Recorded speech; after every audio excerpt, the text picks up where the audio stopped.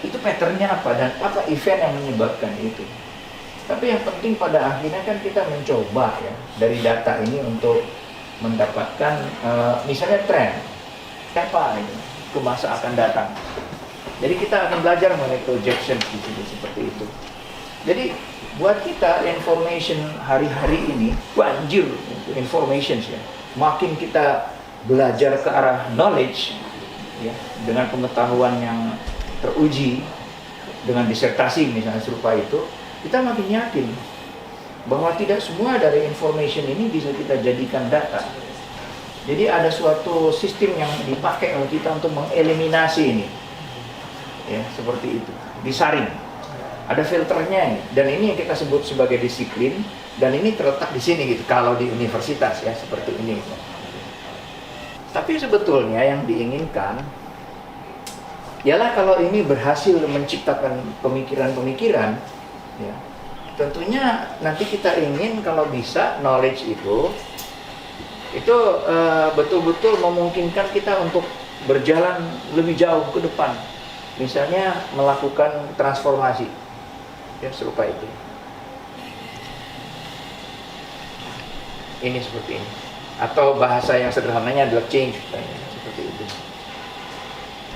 Nah, baru nanti di sini kita tahu bahwa ternyata knowledge ini tidak akan cukup, Pak. Yang kita pelajari di universitas itu tidak cukup. Jadi kadang-kadang kita harus melakukan fokus group discussion seperti yang kita lakukan pada hari ini, karena kita tahu ya bahwa knowledge ini untuk menghasilkan sesuatu yang membawa kita katakanlah misalnya kepada policy ya, kepada policy misalnya itu. Tentunya apalagi yang paling hebat ialah strategi misalnya serupa itu. Ya, ini seperti itu. Itu kita memerlukan unsur yang baru. Nah, ini dia yang repot saya lihat ini. Unsur yang baru ini yang disebut imagination, Pak.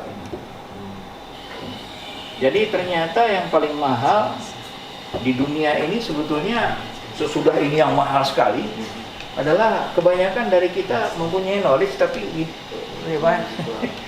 kurang imajinasi, sehingga akhirnya tuh kita tidak bisa bermanuver menghadapi persoalan itu. Padahal kita dipaksa terus oleh keadaan-keadaan setiap hari, diserbu terus oleh information. Jadi kalau saya perhatikan dari gambaran ini, filternya ini harus kita persoalkan di Indonesia. Mungkin kita harus ajak orang ngobrol mengenai birokrasi kita nih sudah berubah nggak? Responsif nggak? Tanggap nggak kepada masyarakat yang demokratis? Partai politik, karena ada parlemen bukan parlemen, ada BPK bukan BPK. Jadi cuman apa ya? Venir aja. Jadi behaviornya nggak parlemen, nggak BPK, nggak ya itulah itu. Ya serupa itu. Saya nggak mau masuk ke lembaga-lembaga lain. Bahkan bisa juga kita juga bisa bertanya, UI ini benar merupakan suatu universitas itu?